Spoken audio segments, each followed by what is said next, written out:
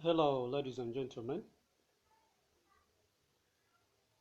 At this moment, we're going to look at the topic discounting.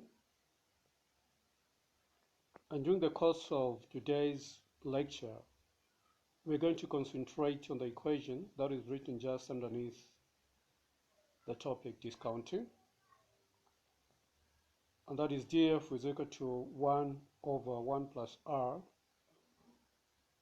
and both of these in brackets, and then raised to the power n. So essentially, that is what we are going to focus on today.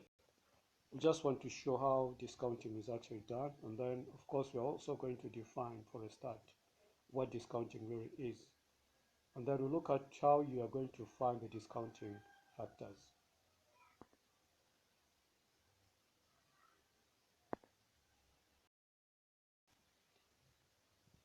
Let's first of all define what discounting is.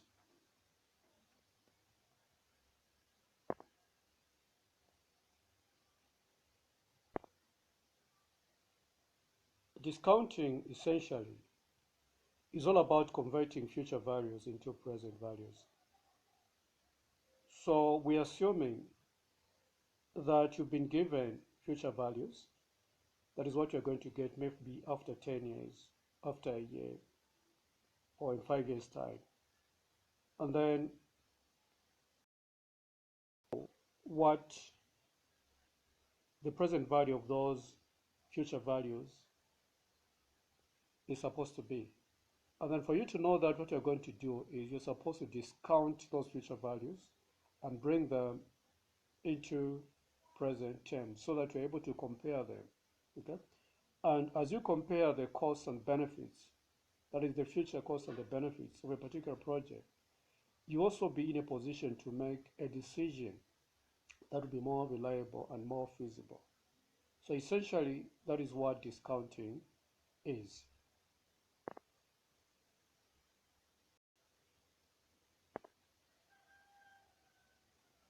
But how is it done?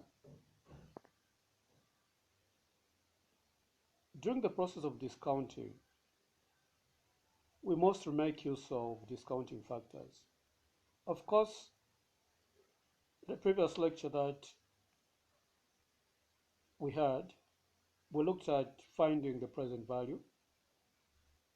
So that is one way in which we can convert the future value and bring them back into present terms so that you're able to compare those values. But in discounting, essentially what is involved is you make use of what are referred to as discounting factors. So these are the factors that you're going to use. When you apply them to future values, then you'll be able to get the present values.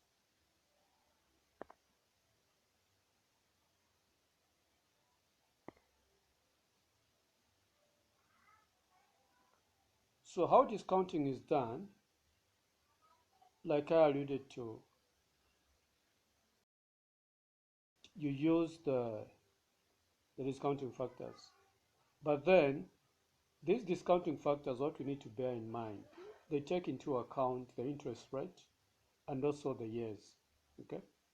So you're going to have discounting factors maybe for the first year, second year, third year, fourth, fifth, sixth, seventh, eighth, depending on the number of years that are involved.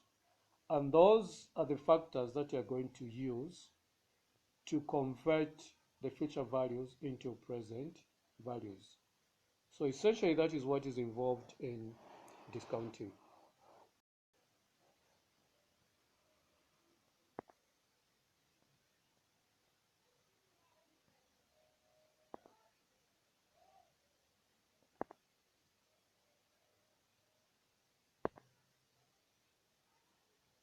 We need to understand that it's much easier to use discounting factors to convert future values into present values, other than the process where you make use of the present value formula.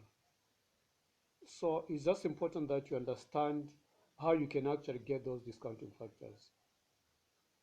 You need to know also that these discounting factors may be given in form of tables. Okay? So you're going to have tables where these discounting factors are itemized. But then sometimes you may not necessarily be given a table as to where you can find those discounting factors.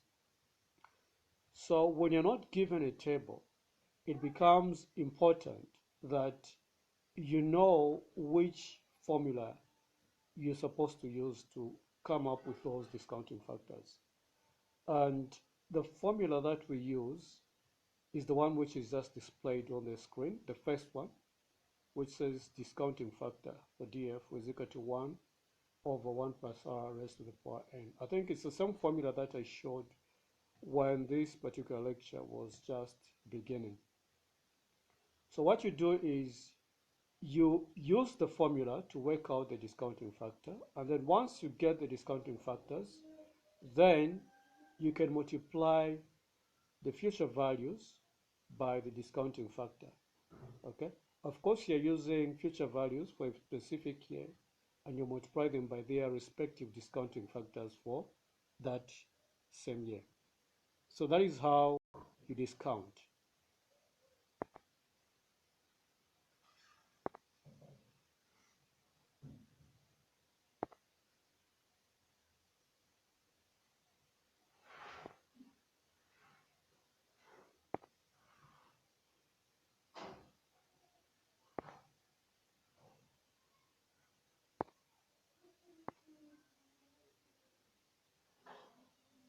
Let's look at an example.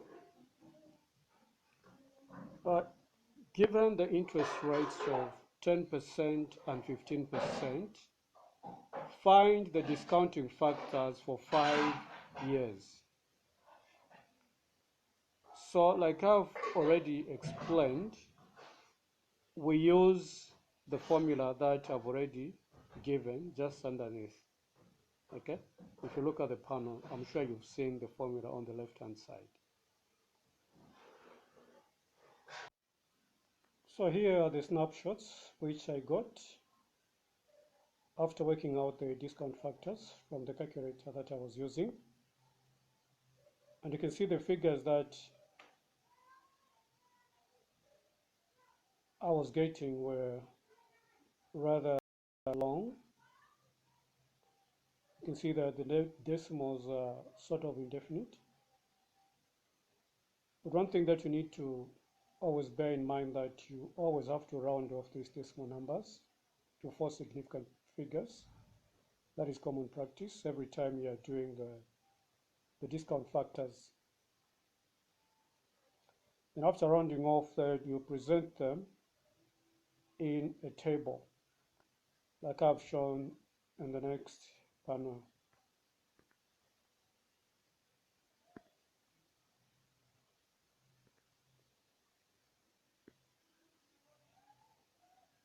So here is the table that I got. You have the years in the first column, then the discount factors are 10%, and those at 15%.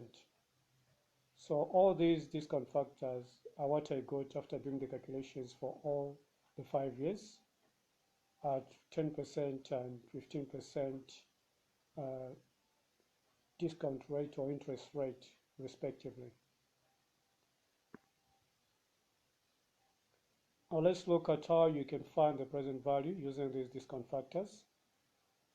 So we have a question, and we are required to find the present value of 161 kwacha 5 ingwe at a discount rate of 10%, that is after 5 years.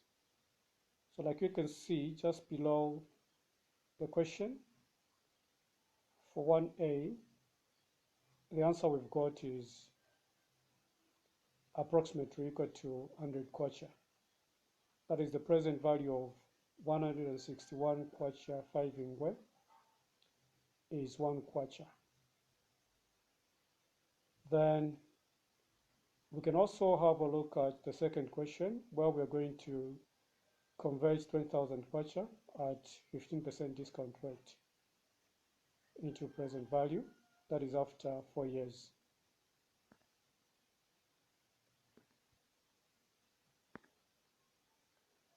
So here is the work, or the working, and you can see that the value that we've got here is 11,000 kwacha 436 singwe. 11,436 kwacha. Okay? 11,436 kwacha. So this is the present value for 20,000 kwacha.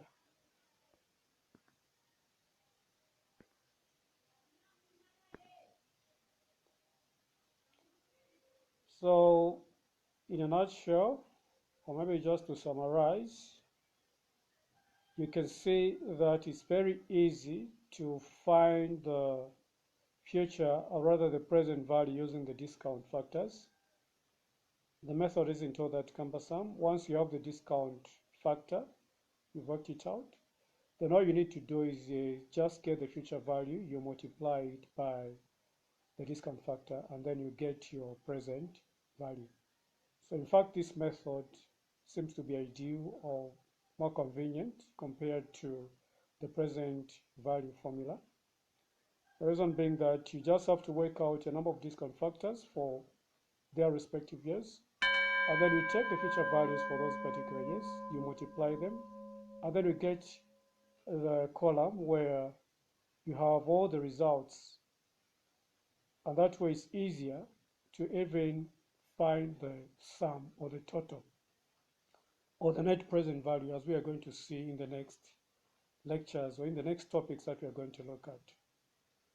So I hope you found this lecture rather interesting or informative. And if at all you've got any questions, any concerns, or whatever comments that you want to make, feel free to post them in the comment section just below this video. Thank you for watching and have a nice day.